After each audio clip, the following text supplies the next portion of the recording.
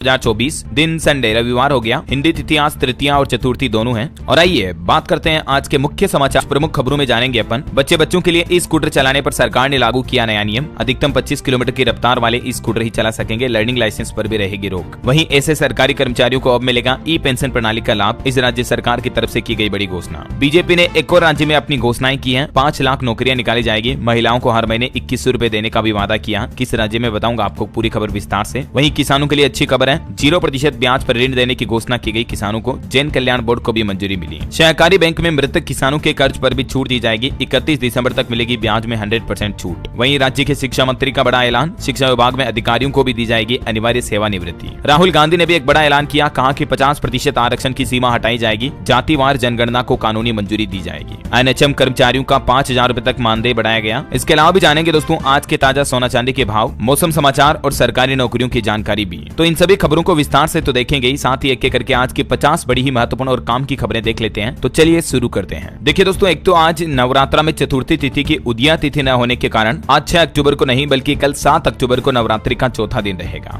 और इस दिन मां कुष्मांडा की पूजा की जाएगी। चलिए आगे बढ़े खबरों में। देखिए पहला अपडेट तो प्रधानमंत्री ने अपनी घोषणा के मुताबिक किसान सम्मान निधि योजना की 18वीं किस्त जारी कर दी है। लगभग 9.5 करोड़ से ज्यादा किसानों के खातों में 20,000 करोड़ रुपए ट्रांसफर किए गए और इस दौरान पीएम ने कृषि पशुपालन क्षेत्र को भी 23,300 करोड़ रुपए की योजनाओं की सौगात दी। पीएम मोदी ने महाराष्ट्र का दौरा किया और यहां वासिम जिले में पोहरा देवी के दर्शन भी किए और इसी दौरान किसानों से जुड़ी कृषि और पशुपालन के लिए तकरीबन 23,300 करोड़ लागत वाली परियोजनाओं की सौगात दी है। अपने महाराष्ट्र दौरे के दौरान किसानों के लिए लिए गए कुछ और बड़े फैसलों की जानकारी आप देख सकते हैं। वहीं पीएम मोदी ने महाराष्ट्र के वासिम में पोहर देवी में बंजारा विरासत संग्रहालय का उद्घाटन भी किया। ये संग्रहालय की तस्वीर में आप देख पा रहे, ये एक म्यूजियम है और इस दौरान पीएम मोदी पारंपरिक ढोल बजाते हुए भी नजर आए। वहीं पीएम मोदी ने मुंबई की पहली अंडरग्राउंड मेट्रो का भी शुभारंभ किया और इस दौरान अपने संबोधन में पीएम मोदी ने कहा कि अगर हम बंटे तो बांटने वाले महफिल सजाएंगे। पीएम मोदी ने कांग्रेस पर तंज कसते हुए कहा कि कांग्रेस का मकसद बांटो और सत्ता में रहो। वे दलित आदिवासियों को अपने बराबर नहीं समझते हैं। तो कुछ यूं पॉलिटिकल राजनीतिक भाषण दिया पीएम मोदी ने अपने महाराष्ट्र दौरे के दौरान।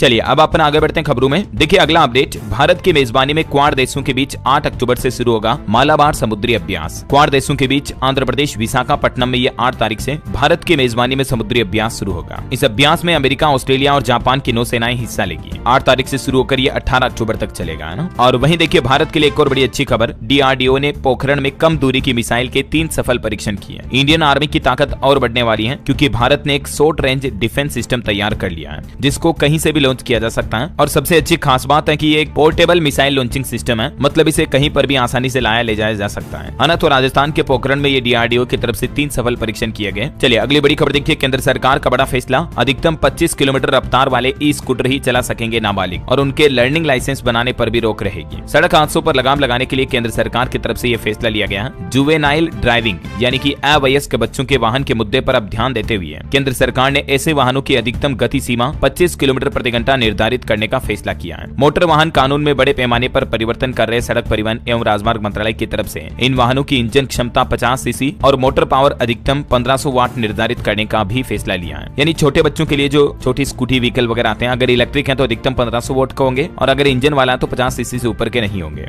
और संसद के आने वाले शीतकालीन सत्र में ये नया विधेयक पेश किया जाएगा। मंत्रालय ने मौजूदा कानून में टोटल 67 संशोधन प्रस्तावित किए हैं जिन पर 15 अक्टूबर तक सुझाव भी दे सकते हैं लोग बाग अपने, ठीक है। और इसके अलावा एक और फैसला लिया गया, 18 साल से कम आयु वाले बच्चों को अब लर्निंग लाइसेंस भी नहीं मिलेगा। मतलब नाबालिग बच्चों को ड्राइविंग करने के लिए लर्निंग लाइसेंस जो जारी किया जाता है उसके लिए भी मिनिमम उम्र 18 साल से ज्यादा होनी चाहिए। चलिए अगली बड़ी खबर देखिए, महंगाई पर रिपोर्ट सामने आ रही कि खाने पीने के सामान पर फिर से आम आदमी को महंगाई की मार झेलनी पड़ रही है। लहसुन कई जगहों पर 400 पार पहुंच गया है। तेल, रिफाइंड ऑयल वगैरह भी 25% तक महंगे हुए हैं हाल ही में कुछ दिनों के दौरान। और ये खबर देखिए जरा, राजधानी दिल्ली में तो नवरात्रि के तीसरे दिन टमाटर 100 के ऊपर पहुंच गए हैं। 24 घंटों में ही टमाटर 20 रुपए किलो महंगा हुआ। और महंगाई पर तो कल ही मैंने आपको एक रिपोर्ट बताई थी दोस्तों की सब्जियां, दालें, मसाले वगैरह महंगे होने की वजह से बीते महीने सितंबर में ही वेज थाली यानी कि शाकाहारी थाली की कीमत 11% तक बढ़ी है क्योंकि प्याज, आलू, टमाटर, लहसुन, धनिया वगैरह सब कुछ तो महंगे हो रहे हैं। जबकि नॉन वेज थाली सालाना आधार पर 2% सस्ती हुई है, लेकिन वेजिटेरियन थाली और महंगी हुई है। तो दोस्तों इस मुद्दे पर मेरी पर्सनल ओपिनियन तो ये है कि कहीं ना कहीं सरकार को आम आदमी को महंगाई से राहत देने के लिए कम से कम किचन से जुड़ी चीजों को सस्ता करना चाहिए। मिर्च, मसाले, दालें, तेल वगैरह, है ना, ताकि एक मिडिल क्लास, लोअर क्लास आम आदमी कम से कम 2 टाइम की रोटी तो अच्छे से खा सके। तो इस पर जरूर सरकार को सोच विचार करना चाहिए। मैं तो आए रिसर्च सामने आ रही है, 5% तक स्मोकिंग कम करने से बढ़ सकती है उम्र। लोसेंट की ताजा स्टडी में वैज्ञानिकों ने हैरान करने वाला खुलासा किया है। स्मोकिंग यानी कि सिगरेट, बीड़ी पीना, ये हमारे हमारी सेहत के लिए तो हानिकारक है ही, ये बात तो आप सबको पता होगी। लेकिन दोस्तों हालिया वैज्ञानिकों की ताजा स्टडी में ये बात सामने आई है। The Lancet public health journal में भी ये रिपोर्ट प्रकाशित हुई है, जिसके मुताबिक साल 2050 तक ग्लोबल स्मोकिंग रेट को घटाने से पुरुषों और महिलाओं की औसत उम्र में बढ़ोतरी हो सकती है।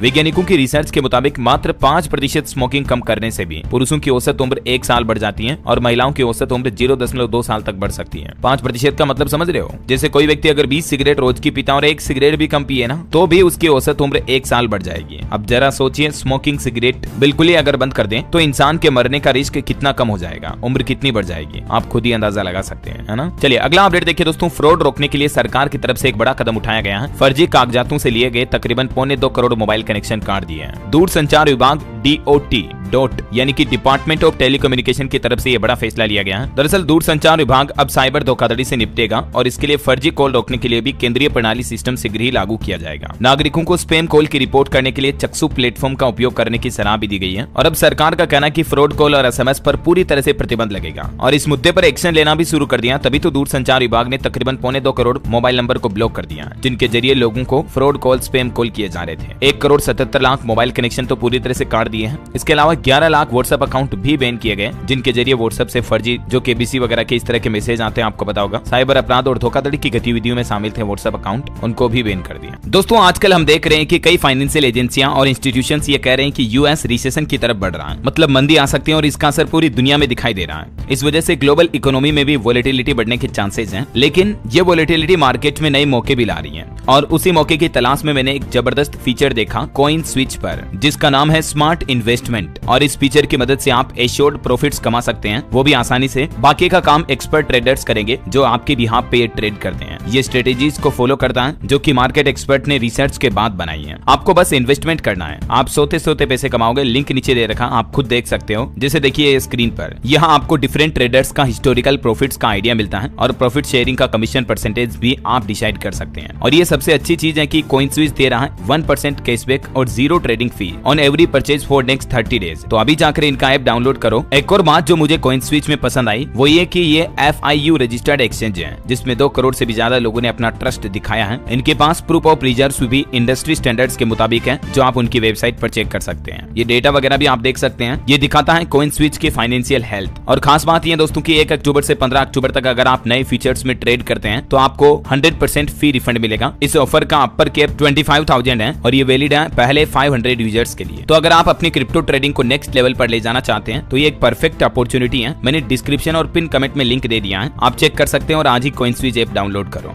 चलिए अगला अपडेट देखिए दोस्तों। हरियाणा और जम्मू कश्मीर दोनों ही राज्यों में विधानसभा चुनाव कंप्लीट हो चुके हैं और अब इनके एग्जिट पोल रिजल्ट्स भी सामने आ चुके हैं। हरियाणा राज्य में 10 साल बाद अब कांग्रेस की वापसी के संकेत दिख रहे हैं, क्योंकि अधिकतर एग्जिट पोल में कांग्रेस की सरकार बनती दिख रही है। ये देखिए जरा हरियाणा और जम्मू कश्मीर चुनाव के दोनों के पोल ऑफ पोल्स के नतीजे भी। 12 एजेंसियों के सर्वे का एवरेज नतीजा, हरियाणा में भाजपा को 27 सीटें मिल सकती हैं, जबकि कांग्रेस को 56 सीटें। अन्य पार्टियों के खातों में 7 सीटें जाएगी। और इसी तरह से जम्मू कश्मीर में भी इस बार कांग्रेस बाजी मारती दिख रही है, 40 सीटें, जबकि भाजपा को 30 सीटें मिल सकती हैं। 10 एजेंसियों के एवरेज सर्वे के नतीजे हैं। बाकी हरियाणा स्टेट के एग्जिट पोल की अलग अलग सर्वे एजेंसियों के नतीजे भी आप टेबल में देख सकते हैं। एनडीए प्लस भाजपा को और इंडी गठबंधन प्लस कांग्रेस को कितनी कितनी सीटें मिल सकती हैं। इसी तरह से poll of polls Jammu Kashmir के भी अलग अलग सर्वे एजेंसियों के नतीजे भी आप देख लीजिएगा। हरियाणा में कल शाम 6 बजे तक 61.61% वोटिंग हुई। कुछ जगहों पर हंगामा वगैरह भी देखा गया है ना। तो ये कुछ इलेक्शन का माहौल चल रहा है। और चलिए आगे बढ़े खबरों में। देखिए खबर, भारत की मदद से मॉरिशस को मिले अपने आइलैंड। पीएम जुगनौथ ने मोदी का धन्यवाद अदा किया। चागोस पर 50 साल से ब्रिटेन का कब्जा था, लेकिन भारत की मदद से मॉरिशस को वापस उसके आइलैंड मिले तो भारत सरकार का धन्यवाद भी अदा किया। और वही खबर देखिए, हमारे पड़ोसी देश पाकिस्तान में इमरान खान की पार्टी बोली कि हमारे विदेश मंत्री एस जयशंकर को अपने प्रदर्शनों में बुलाएंगे, उन्हें पाकिस्तान का लोकतंत्र दिखाना है। 9 साल बाद आपको पता होगा पाकिस्तान की यात्रा पर जा रहे हैं कोई भारतीय मंत्री, विदेश मंत्री एस जयशंकर। तो उनके पाकिस्तान दौरे की खबरों के बाद अब ये इमरान खान की तरफ से बयान देखने को मिला। चलिए अगली खबर है, उत्तर प्रदेश महाकुंभ में अब शाही नहीं बल्कि राजसी स्नान होगा। प्रयागराज में 8 अखाड़ों की तरफ से यह फैसला लिया गया। कहा कि स्नान करने वाले भी आधार कार्ड लेकर आए। 2025 में प्रयागराज में जो महाकुंभ का आयोजन होने जा रहा उससे पहले यह फैसला लिया गया। चलिए अगली खबर देखिए, महाराष्ट्र के कोल्हापुर पहुंचे राहुल गांधी और यहाँ उन्होंने एक शिवाजी की प्रतिमा का भी अनावरण किया। बोले कि सिंधु दुर्ग में मूर्ति टूटी क्योंकि नीयत साफ नहीं थी, हम उसी विचारधारा के खिलाफ हैं। कोल्हापुर में राहुल गांधी की तरफ से एक और बड़ा ऐलान किया गया। उन्होंने कहा कि महाराष्ट्र में अगर हमारी सरकार बनी यानी हम सत्ता में आए तो आरक्षण की सीमा को बढ़ाएंगे और 50% की आरक्षण की लिमिट को हटाएंगे। महाराष्ट्र में विधानसभा चुनाव का ऐलान भले ही न हुआ हो, लेकिन अभी से राजनीतिक चुनावी दल सक्रिय हो चुके हैं। राहुल गांधी ने यहाँ जातिगत जनगणना का भी वादा किया, कहा कि जातीय जनगणना को रोकने की कोई शक्ति नहीं है। संविधान के मुद्दे पर भी पीएम मोदी को घेरा। उन्होंने कहा कि संविधान की अगर रक्षा करनी है तो सबसे पहले आरक्षण की 50% सीमा को हटाना होगा। और वहीं देखिए दोस्तों, महाराष्ट्र के अमरावती में भी काफी कंट्रोवर्सी हो गई। पुलिस पर पथराव भी हुआ, 21 पुलिस वाले घायल हो गए, 1200 लोगों पर केस दर्ज हुआ। हिंदू संत के एक विवादित बयान के बाद लोग भड़क गए और उन्होंने पथराव करना शुरू कर दिया। बताया जा रहा है कि 29 सितंबर को गाजियाबाद में नरसिंहानंद महाराज ने पैगंबर मोहम्मद के खिलाफ विवादित बयान दिया था। इसी से गुस्साई भीड़ ने देर रात पुलिस वालों पर पत्थरबाजी की। महाराष्ट्र में ये लोग गुस्सा गए। इधर देखिए, जम्मू कश्मीर के कुपवाड़ा में 2 आतंकियों को ढेर किया। इंडियन आर्मी को सफलता मिली। एलओसी पर घुसपैठ की कोशिश कर रहे थे। ये बड़ी संख्या में हथियार और गोला बारूद भी बरामद हुई है। चलिए अगला अपडेट है दोस्तों, इंडिगो एयरलाइन का सर्वर कल डाउन हो गया था। 6 घंटे बाद ठीक हुआ। बुकिंग और चेक इन में लोगों को काफी दिक्कतें आई। देश भर के एयरपोर्ट्स पर पैसेंजर परेशान हुए। हालांकि कंपनी का कहना है कि अब धीरे धीरे सिस्टम रिकवर हो गया तो अब कोई दिक्कत नहीं आएगी। वहीं देखिए दोस्तों, 5 राज्यों की 22 जगहों पर एनआईए ने छापा मारा। आतंकी साजिश और टेरर फंडिंग केस मामले को लेकर एक्शन लिया। महाराष्ट्र से 4 लोगों को हिरासत में भी लिया गया। एनआईए यानी कि नेशनल इंटेलिजेंस एजेंसी ने महाराष्ट्र, जम्मू कश्मीर, उत्तर प्रदेश, असम और दिल्ली में 22 जगहों पर एक साथ छापेमारी की। जैश ए मोहम्मद आतंकी संगठन से लोगों का कुछ कनेक्शन होने के शक में कुछ लोगों को अरेस्ट भी किया गया। वहीं एक दुर्घटना हो गई। राजस्थान में मॉक ड्रिल के दौरान आग बुझाने की मशीन में ब्लास्ट हुआ। एक अग्निवीर की जान चली गई। और वहीं देखिए बड़ी खबर दोस्तों, हाई बॉक्स मोबाइल ऐप घोटाले के मामले में अब एक्ट्रेस रिया चक्रवर्ती को दिल्ली पुलिस ने नोटिस जारी किया। 9 अक्टूबर को उन्हें पूछताछ के लिए भी बुलाया है। खबर है कि हाई बॉक्स ऐप के जरिए तकरीबन 30,000 से भी ज्यादा लोगों से 500 करोड़ की ठगी का मामला सामने आया। और इस मामले में दिल्ली पुलिस की intelligence, fusion and strategic operation actress Rhea Chakraborty से भी पूछताछ करेगी। ये वही एक्ट्रेस है जिसके आपको पता होगा पहले सुशांत सिंह राजपूत के साथ अच्छे रिलेशन थे और सुशांत सिंह केस के दौरान ये कंट्रोवर्सी में भी रही थी। चलिए अगली खबर देखिए, दिल्ली के मंत्री सत्येंद्र जैन की जमानत पर 15 अक्टूबर को आएगा फैसला। दलीलें खत्म होने के बाद कोर्ट ने सुरक्षित रखा निर्णय। और वहीं देखिए दोस्तों, उत्तर प्रदेश अयोध्या से भी एक बड़ा चौंकाने वाला खुलासा सामने आया। भास्कर की ग्राउंड रिपोर्ट में पता चला कि अयोध्या में कई हिंदुओं को ईसाई बनाने की बड़ी साजिश रची जा रही है। 2 से 5 लाख रुपए तक का लालच दे रहे हैं उनको। कई दलित और गरीब परिवार उनके टारगेट पर हैं जो ये धर्म परिवर्तन करवा रहे हैं। इस मामले में 36 लोगों को हिरासत में भी लिया गया। पुलिस आई। ये उपदेश अयोध्या के एक सिलाई कढ़ाई की दुकान में दिए जा रहे थे। तभी अचानक से पुलिस ने छापेमारी की मुखबिर की सूचना के मुताबिक। और ये ईसाई धर्म को प्रेरित करने वाली किताबें, सामग्री भी मिली यहाँ से। चलिए अगला अपडेट है, अब मात्र 10 मिनट में डिलीवर हो जाएगा आपका खाना। स्विगी कंपनी की तरफ से नई बोल्ट सर्विस शुरू की गई है। इस सर्विस में ग्राहकों को इंस्टेंट डिलीवरी फैसिलिटी मिलेगी 10 मिनट के अंदर अंदर, है ना। 2 किलोमीटर तक के दायरे के रेस्टोरेंट की डिलीवरी आप 10 मिनट में ले पाएंगे। चलिए खबर है दोस्तों, बिहार के 15 जिलों में खुलेंगे 20 स्क्रैपिंग सेंटर। बिहार सरकार की तरफ से ये परिवहन विभाग की तरफ से स्क्रैपिंग सेंटर खोलने की अनुमति दी गई है। और इनमें से सबसे ज्यादा सेंटर राजधानी पटना में 5 और वैशाली में 3 स्क्रैप सेंटर खोलने की अनुमति मिली है। बिहार का उद्योग विभाग अपनी योजनाओं के लिए भी अब बिहार के सभी जिलों में कैंप वगैरह भी लगाएगा, जिसकी डिटेल भी आप देख सकते हैं। वहीं देखिए दोस्तों, राजस्थान में डेंगू का कहर एक बार फिर से बढ़ने लगा। अब तो एक आरएएस अधिकारी की भी मौत हो गई। 17 दिनों तक चेन्नई में इनका इलाज चला, लेकिन आखिरकार ये जिंदगी की जंग हार गई। प्रदेश में पिछले 8 दिनों में डेंगू से 4 लोगों की जान जा चुकी है। इसलिए मच्छरों का बचाव करें, सावधान रहें, है ना। चलिए इजराइल ईरान जंग पर बड़ी खबर आ रही है कि इजराइल के ताजा एयर स्ट्राइक में प्रमुख हमास नेता अतल्लाह और उसके परिवार का भी सफाया हो गया। बेरूत में ताबड़तोड़ बमबारी अभी भी जारी है। वहीं एक ईरानी राजदूत का कहना कि इजराइल पर हमला सिर्फ बदला है, हमास हिजबुल्लाह का हम समर्थन करते रहेंगे। ईरान के राजदूत इलाई का यह बयान भी सामने आया। ईरानी राजदूत भारत को लेकर भी बोले कि भारत ग्लोबल साउथ की आवाज है, तनाव कम करने में सक्रिय भूमिका निभा सकता है। तो कहीं न कहीं ईरान इजराइल को भी ये उम्मीद है कि उन देशों के बीच चल रही जंग को भारत कम करने में अपनी प्रमुख भूमिका निभा सकता है ना। चलिए अगला अपडेट देखिए दोस्तों, इंडियन रेलवे से खबर है। राजस्थान में नमो भारत मेट्रो ट्रेन का ट्रायल शुरू हुआ। 50 किलोमीटर के ट्रैक पर 145 की रफ्तार से ट्रेन दौड़ाई गई। अगले 15 दिन स्पीड और ब्रेकिंग सिस्टम चेक करेंगे इस ट्रेन के।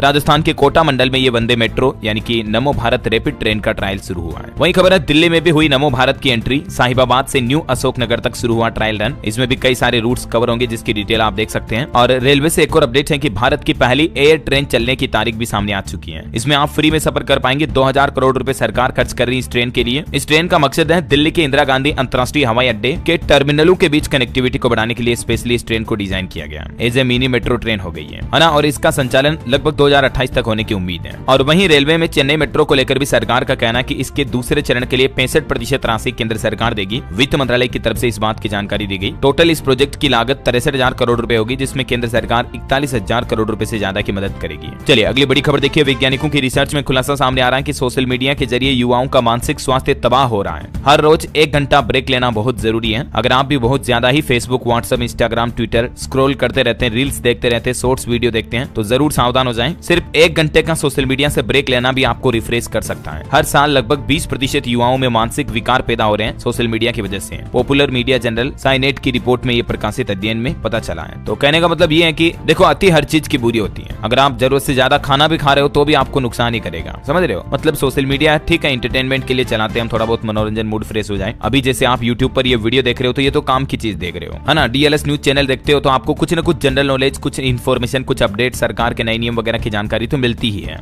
बाकी कई लोग क्या करते हैं कि फेसबुक, यूट्यूब, इंस्टाग्राम यूं स्क्रॉल करते रहते हैं, हर कुछ रैंडम वीडियो देख रहे हैं, शॉर्ट्स देख रहे हो, तो उसमें आपका टाइम वेस्ट भी हो रहा और आप मेंटली भी डिस्टर्ब होते हो। तो इसलिए जरूरत से ज्यादा ना चलाएं, कहने का मतलब लिमिट के अंदर चलाएं तो कोई दिक्कत नहीं है ना। बहरहाल अभी तो अपन कुछ और महत्वपूर्ण और काम की खबरें देखेंगे दोस्तों, लेकिन फिलहाल वक्त तो चला आज के ताजा मौसम समाचार जानने का। और हाँ, आपको याद दिला दूं कि कुछ इलाकों में हल्की से मध्यम बारिश का अनुमान है। बिहार के 17 जिलों में अभी भी बाढ़ से हालात गंभीर हैं, 14 लाख लोग प्रभावित हैं। उत्तर प्रदेश गोरखपुर में भी 29 गांव डूबे। राजस्थान में तापमान तकरीबन 40 डिग्री तक पहुंचा। मध्य प्रदेश का मानसून अपडेट है, बारिश थमते ही पारा 36 डिग्री पार पहुंच गया। 3 दिन तो अप्रैल जैसी गर्मी रहेगी एमपी में। मध्य प्रदेश के 28 जिलों से मानसून विदा हो चुका है अभी। और वहीं दोस्तों बिहार के 12 जिलों में आज भी बारिश का अलर्ट है। लगभग 4.5 लाख बाढ़ पीड़ितों के अकाउंट में नीतीश सरकार ने 7-7 हजार रूपए सहायता राशि के रूप में भी डाले। वहीं राजस्थान से मानसून पूरी तरह से विदा हुआ। अगले 2-3 दिन और गर्मी बढ़ सकती है। कई जिलों में न्यूनतम तापमान 25 डिग्री से नीचे आया। उत्तर प्रदेश के भी अधिकतर जिलों से मानसून ने विदाई ले ली है, हालांकि कुछ हिस्सों में अभी हल्की बारिश की संभावना है। स्काईमेट वेदर की रिपोर्ट के मुताबिक अगले 24 घंटों के दौरान मौसम की संभावित गतिविधियां क्या रह सकती हैं, जिसकी डिटेल भी आप देख सकते हैं स्क्रीन पर,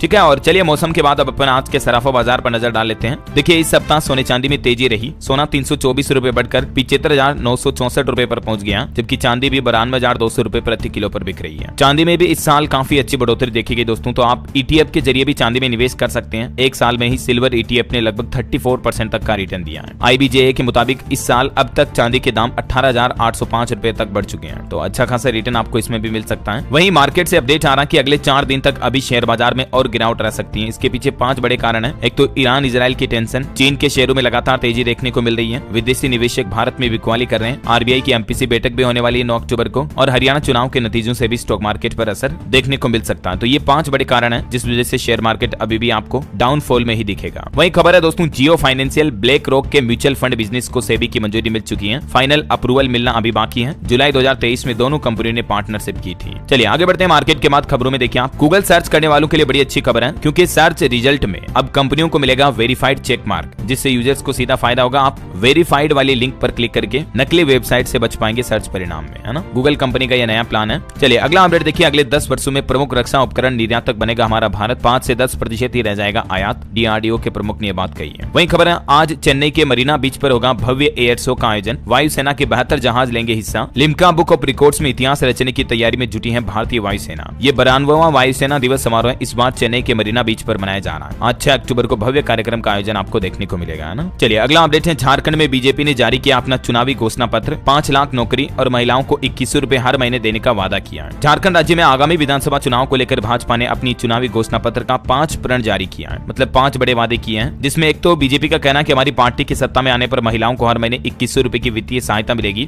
युवाओं को 5 लाख नौकरियां देंगे। सभी के लिए आवास का भी वादा किया गया है। और भी बीजेपी का कहना है कि बिरसा मुंडा की जयंती पर पूरा घोषणा पत्र जारी किया जाएगा। चलिए अगला अपडेट देखिए, एक बैंक की तरफ से नई सुविधा शुरू की गई है। अब आपको बैंक ब्रांच जाने की जरूरत नहीं है। चैट बोट में ही आपको लगभग सारी बैंकिंग सुविधाएं मिल जाएगी। उत्कर्ष स्मॉल फाइनेंस बैंक की तरफ से अपनी व्हाट्सएप सेवाएं शुरू की गई है। ये नंबर है व्हाट्सएप के, जिसमें आपको फोन में सेव करके हाई लिखकर मैसेज भेजना। अगर आपका भी इस स्मॉल फाइनेंस बैंक में खाता है तो रजिस्टर्ड मोबाइल नंबर से ही ये मैसेज करें, ठीक है ना। चलिए अगली खबर देखिए, अब घरों की बढ़ेगी सुरक्षा। रियल एस्टेट प्रोजेक्ट्स में फायर सेफ्टी के लिए नारेडको ने FSAI के साथ एक डील साझेदारी की है। और इसका मकसद है, कई बिल्डर जो रहने के लिए आवासीय कॉलोनियां वगैरह बनाते हैं, तो उनमें अब रक्षा मानक पूरे तय होंगे, फायर सेफ्टी वगैरह के सब कुछ, जिससे कि लोगों को उनके घरों की सुरक्षा बढ़ेगी, है ना। चलिए अगला अपडेट है, देश के रक्षा मंत्री राजनाथ सिंह ने चीन और पाकिस्तान को नसीहत देते हुए कहा कि हमारा देश अन्य देशों के हितों से टकराव नहीं करता है। और वहीं खबर है दोस्तों, उड़ीसा सरकार ने OSDMA को पुनर्गठित करने का फैसला लिया। आपदाओं के जोखिम को कम करने पर होगा फोकस। उड़ीसा के मुख्यमंत्री मोहन चरण मांझी की तरफ से यह फैसला लिया गया है। चलिए खबर है, 10,000 मेगावाट की ग्रिड कनेक्टेड बैटरी स्टोरेज क्षमता लगाने की तैयारी कर रहा भारत। भारत में अब इलेक्ट्रिक वाहनों का प्रचलन जैसे जैसे बढ़ रहा है, तो उसके साथ ही अब India energy storage alliance IESA की तरफ से आयोजित एक सेमिनार में मित्तल ने बताया कि सरकार पहले ही इलेक्ट्रिक वाहनों के लिए जरूरी बैटरियों के घरेलू निर्माण को प्रोत्साहन करने की नीति लागू कर चुकी है। और इसका मेन मकसद ये है दोस्तों कि इलेक्ट्रिक वाहनों की बैटरियां अब हमारे ही देश में बनेगी। रिपोर्ट्स के मुताबिक साल 2032 तक देश में 9 लाख मेगावाट क्षमता की लिथियम बैटरी की भारत में मांग होगी। और इसीलिए बड़े योजना पर अब काम करना भारत सरकार और नवीकरणीय ऊर्जा मंत्रालय मिलकर, ताकि लोगों को इलेक्ट्रिक वाहन भी सस्ते मिल सके, है ना। वहीं भारत में रोजगार को लेकर भी एक रिपोर्ट सामने आई बढ़ाई। केंद्र सरकार की रिपोर्ट में बताया गया कि 36% रोजगार बढ़ा है। एम्प्लॉयमेंट रेट को लेकर सरकार ने ये आंकड़े जारी किए, देख सकते हैं आप। हालांकि अभी भी ग्राउंड लेवल पर बेरोजगारी के हालात काफी गंभीर हैं, जिन पर सरकार को सोच विचार करना चाहिए, राइट। चलिए अगला अपडेट है। भारत के डाक विभाग यानी कि इंडिया पोस्ट और अमेजोन ने लॉजिस्टिक सहयोग के लिए एक समझौता किया, जिसका मकसद है भारत में ई कॉमर्स की डिलीवरी सेवाओं को और बेहतर करना, बढ़ावा देना। वहीं खबर है भारत में स्वच्छ ऊर्जा को बढ़ावा देने के लिए भी अदानी और गूगल ने साझेदारी की है। रिलायंस समूह ने भूटान में सौर और जल विद्युत परियोजनाओं के लिए DHI के साथ एक साझेदारी पार्टनरशिप की। चलिए आगे बढ़े खबरों में। देखिए उत्तर प्रदेश सरकार का बड़ा फैसला। दिवाली पर 1,86,00,000 परिवारों को मुफ्त गैस सिलेंडर देने की तैयारी शुरू हो चुकी है। अगले 3-4 दिन के अंदर भुगतान कर दिया जाएगा। दिवाली के मौके पर यूपी सरकार माताओं बहनों को, खास करके जो उज्ज्वला गैस सिलेंडर योजनाओं से जुड़ी माताएं बहनें महिलाएं हैं, उनको मुफ्त गैस सिलेंडर दिया जाएगा, है ना। वहीं उत्तर प्रदेश में पुलिस कर्मियों के अवकाश पर भी अगले 1 महीने तक रोक लग चुकी है। 8 नवंबर तक यूपी पुलिस के सभी कर्मियों की छुट्टियों को रद्द कर दिया, आने वाले त्योहारी सीजन माहौल को देखते हुए। DGP की तरफ से आदेश भी जारी किया गया, क्योंकि दुर्गा पूजा, दशहरा, दिवाली, नवरात्रि समाप्ति वगैरह बहुत से त्योहार आने वाले हैं, तो लॉ एंड ऑर्डर बना रहे, व्यवस्थाएं ना बिगड़े, इसलिए यूपी पुलिस की तरफ से ये प्लान बनाया गया। और वहीं यूपी आगरा के एक बैंक से भी अपडेट आ रहा कि सहकारी बैंक में मृतक किसानों के कर्ज पर अब छूट मिलेगी। 31 दिसंबर तक मिलेगी ब्याज में 100% तक की छूट। यूपी आगरा ताजनगरी में सहकारी बैंकों में मृतक किसानों के कर्ज पर ये छूट को 31 दिसंबर तक बढ़ा दिया। ठीक है, इस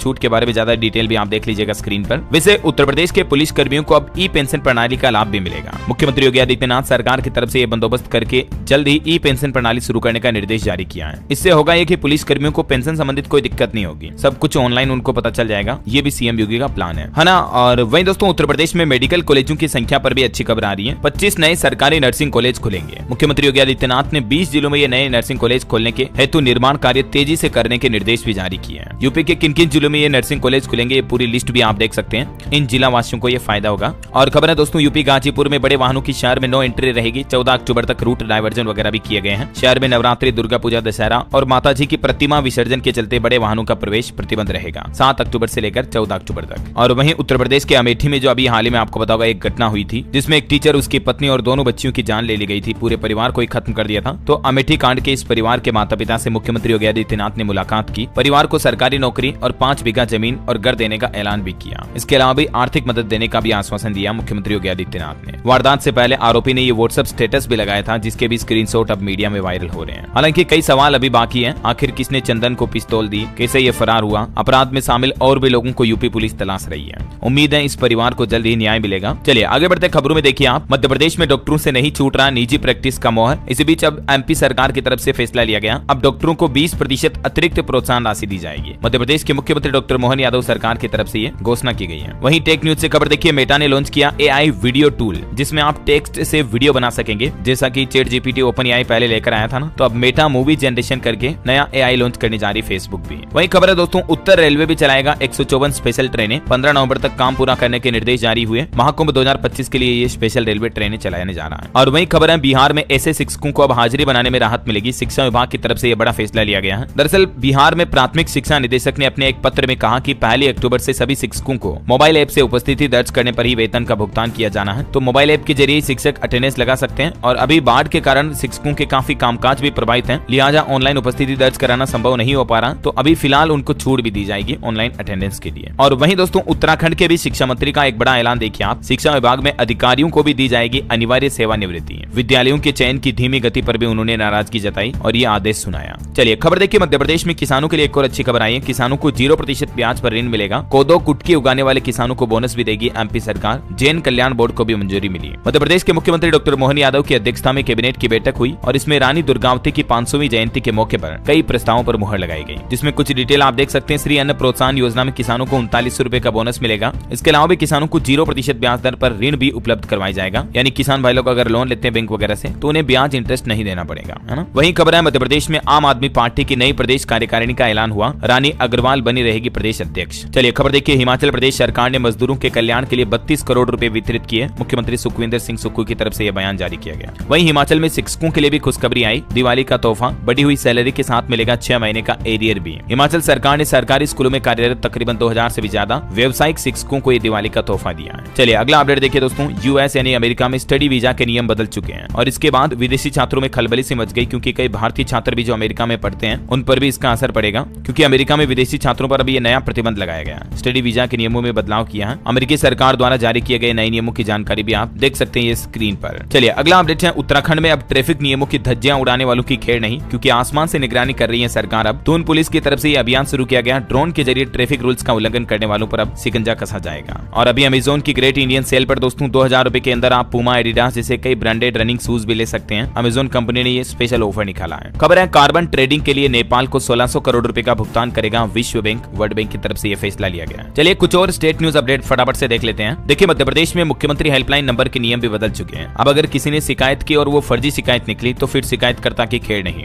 एमपी के मुख्यमंत्री मोहन यादव की तरफ से सख्त निर्देश जारी किए हैं और कहा कि 10 से ज्यादा शिकायत करने वाले को ब्लॉक कर दिया जाए नए नियम के मुताबिक। वहीं मध्य प्रदेश के मुख्यमंत्री मोहन यादव ने लाडली बहनों के खातों में 1574 करोड़ रुपए ट्रांसफर किए। एमपी में इस बार अहिल्याबाई के नाम पर मनाया जाएगा दशहरा। मोहन कैबिनेट ने दी जैन आयोग को भी मंजूरी। सिंग्रामपुर में मोहन कैबिनेट के कुछ प्रमुख फैसलों की डिटेल भी आप देख सकते हैं। एमपी में किसानों वगैरह के लिए लिए गए फैसले तो मैंने आपको बताए थे, है ना। वहीं खबर है दोस्तों मध्य प्रदेश राज्य कर्मचारी संघ का स्थापना दिवस मनाया जाएगा आज 6 अक्टूबर को। केक काटकर आतिशबाजी करेंगे कर्मचारी और आंदोलन की रणनीति पर भी बात करेंगे ओपीएस वगैरह को लेकर। चलिए अगला अपडेट है 20 अक्टूबर तक होंगे सोयाबीन उपार्जन के पंजीयन। 25 अक्टूबर से शुरू होगी खरीदी भी। सीहोर जिले में भी एमपी में 68 केंद्र बनाए गए हैं। वहीं बड़ी अच्छी खबर है 35,000 महिलाओं को मिल सकेगा रोजगार। मध्य प्रदेश सतगढ़ी में बनेगा भोपाल का पहला गारमेंट्स कॉम्प्लेक्स। 250 से ज्यादा छोटी और बड़ी यूनिट्स यहाँ लगाई जाएगी। कोलार स्थित सतगढ़ी में भोपाल का ये रेडीमेड गारमेंट कॉम्प्लेक्स बनने जा रहा, जहाँ 35,000 से ज्यादा महिलाओं को इस प्रोजेक्ट से इनडायरेक्टली डायरेक्टली रोजगार मिल पाएगा, है ना। चलिए खबर देखिए देश में पहली बार साइबर कमांडो ट्रेनिंग शुरू हुई है। 1000 कमांडो की ट्रेनिंग शुरू हुई। डिजिटल अरेस्ट जैसे मामलों में मौके पर पहुंचकर अपराधी दबोचे जाएंगे। जैसे इंडियन आर्मी के जवान होते हैं ना हथियारों के साथ, वैसे ही साइबर सिक्योरिटी और व्हाइट हैट हैकर को साइबर क्राइम अपराधियों से लड़ने के लिए अब सरकार तैयार कर रही है। ये बहुत ही अच्छी पहल है वाकई में। वहीं डेंगू पर भी अपडेट आ रहा दोस्तों की 12 डिग्री तापमान होने पर डेंगू का वायरस खत्म होगा। मतलब जब ठंड शुरू होगी ना तब जाकर डेंगू पर लगाम लगेगा। तब तक आपको डेंगू से सावधान रहने की जरूरत है। मध्य प्रदेश ग्वालियर वगैरह का भी आंकड़े आप देख सकते हैं। डेंगू काफी ज्यादा फैल रहा है। चलिए खबर है छत्तीसगढ़ में तहसीलदारों के तबादलों पर लगी रोक। हाईकोर्ट ने कहा कि सरकार बनाए कमेटी। एसोसिएशन अध्यक्ष ने कहा था मंत्री ने पैसे लेकर ट्रांसफर किया। वहीं छत्तीसगढ़ में सबसे बड़े एंटी नक्सल ऑपरेशन के बाद अब हाई लेवल मीटिंग हुई। मुख्यमंत्री विष्णुदेव साय ने इस ऑपरेशन की समीक्षा की और आगे की रणनीति बनाई। बीते एक दिन पहले आपको पता होगा छत्तीसगढ़ में लगभग 30 से 40 नक्सली मारे गए थे।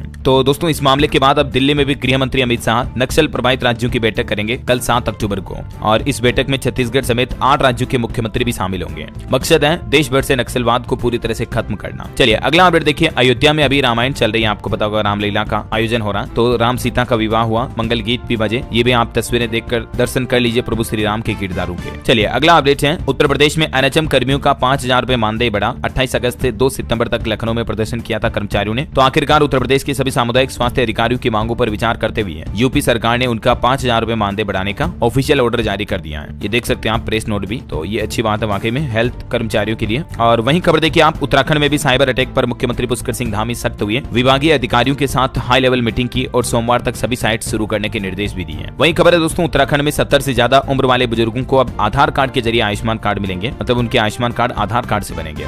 चलिए अगला अपडेट देखिए। नोएडा वासियों को भी अब साफ हवा मिल पाएगी। वायु प्रदूषण पर लगाम लगाने के लिए इजरायली तकनीक का इस्तेमाल किया जाएगा। और खबर है 15 दिन पुराने कुट्टू के आटे की बिक्री व भंडारण पर लगी रोक। उत्तर प्रदेश के बिजनौर जिले में डीएम की तरफ से सख्त निर्देश जारी किए गए। चलिए कुछ एजुकेशनल खबरें देख लेते हैं दोस्तों अब अपन स्टेट न्यूज के बाद। देखिए जेईई मेन सेशन 2025 पर अपडेट आ रहा कि जनवरी के अंत में आयोजित हो सकती है इसकी परीक्षाएं। और इसके अलावा उत्तराखंड के मुख्यमंत्री पुष्कर सिंह धामी ने भी युवाओं के लिए सरकारी नौकरियां निकाली हैं। समूह ग के 751 पदों के लिए ऑनलाइन आवेदन शुरू हो चुके हैं। आवेदन की अंतिम तिथि 1 नवंबर 2024 है और लिखित परीक्षा 19 जनवरी को प्रस्तावित है। ठीक है। इसके अलावा सरकारी नौकरी पर एक और अपडेट बता दूं। एसबीआई की स्पेशलिस्ट ऑफिसर भर्ती की लास्ट डेट को 14 अक्टूबर तक बढ़ाया गया। इसमें 1497 पदों पर वैकेंसी निकली हुई है। वहीं दोस्तों पीएम इंटर्नशिप योजना पर भी खबर आ रही कि कुछ घंटों में ही 111 कंपनियां इस योजना से पंजीकृत हो चुकी हैं। 2200 से ज्यादा युवाओं को प्रशिक्षण का प्रस्ताव भी दिया इन कंपनियों ने। आपको पता होगा अभी बीती 3 तारीख को ही सरकार ने इसके लिए पोर्टल भी शुरू किया था। सरकार का मकसद है 1 करोड़ से भी ज्यादा युवाओं को हर महीने 5000 रुपए मिलेंगे इस इंटर्नशिप योजना के जरिए। मैंने आपको डीएलएस न्यूज चैनल पर बताया भी था इसका अपडेट। इस इंटर्नशिप का पहला बैच 2 दिसंबर 2024 को शुरू होने की उम्मीद है। ये योजना 12 महीने तक चलेगी और इस योजना पर केंद्र सरकार 800 करोड़ रुपए खर्च करने का अनुमान बनाए हैं। तो टोटल 1 करोड़ से भी ज्यादा युवाओं को ट्रेनिंग मिलेगी, इंटर्नशिप मिलेगी मतलब कंपनियों में। और इस दौरान 5-5 हजार रुपए हर महीने स्टाइपेंड भी देगी सरकार। ठीक है। और अच्छी बात यह है कि 12 अक्टूबर से इस योजना के लिए आवेदन शुरू होने जा रहे हैं। कौन कौन कैंडिडेट्स स्टूडेंट इसके लिए एलिजिबल होंगे, इसके लिए कुछ नियम और शर्तें भी आप देख सकते हैं। किन किन सेक्टर्स में कंपनियों में इंटर्नशिप मिल पाएगी इसकी भी डिटेल आप देख लीजिएगा। अभी इस साल 2024-25 में ही 1 लाख से ज्यादा युवाओं को इंटर्नशिप दिलाने का टारगेट रखा है सरकार ने। और भी आप कहोगे तो मैं डिटेल जानकारी इसके बारे में डीएलएस न्यूज पर अलग से वीडियो में डाल दूंगा, तो आप देख लीजिएगा चैनल पर जाकर वीडियो को। चलिए अगला अपडेट देखिए दोस्तों। पाकिस्तान दौरे के मुद्दे पर विदेश मंत्री एस जयशंकर बोले कि मैं वहां रिश्ते सुधारने नहीं जा रहा हूं, बल्कि ये मेरी सिर्फ एससीओ के लिए यात्रा होगी। मैं सभ्य आदमी हूँ तो अच्छा व्यवहार करूंगा। तो कहने का मतलब कुल मिलाकर वो जाई एसईओ समिट में हिस्सा लेने के लिए ही रहे हैं, है ना। और बंगाल में देखिए दोस्तों, एक 10 साल के बच्ची के ये मामले के बाद काफी विवाद हो गया। भीड़ ने एक पुलिस चौकी भी फूंक दी, अधिकारियों को बंधक बनाने की कोशिश भी की गई। आखिर कब दोस्तों हमारे देश से ऐसी घटनाएं खत्म होगी, कब आखिर लड़कियां पूरी तरह से सुरक्षित हो पाएगी, ये वाकई में सबसे बड़ा सवाल है और इस पर सरकार को गंभीरता से सोचकर सख्त कानून लागू करने की जरूरत है। ऐसे अपराधियों को ऐसी सजा मिलनी चाहिए कि रात में नींद में भी वो खौफ बरकरार रहे, इस जन्म में तो क्या अगले जन्म तक भी। क्या कहना चाहोगे आप इस बारे में? चलिए अंत में आज के राशिफल पर नजर डाल लेते हैं दोस्तों। देखिए, मिथुन राशि के लोग दूसरों के लिए नकारात्मक न सोचें। तुला राशि के लोग पैसों का सोच समझकर इस्तेमाल करें। कन्या राशि वालों के बिजनेस के काम पूरे हो सकते हैं आज। वृश्चिक राशि वालों के लिए भी आज का दिन फायदेमंद रहेगा। और भी अलग अलग राशियों के लिए राशिफल की जानकारी आप देख सकते हैं स्क्रीन पर। और हाँ दोस्तों, आप मुझे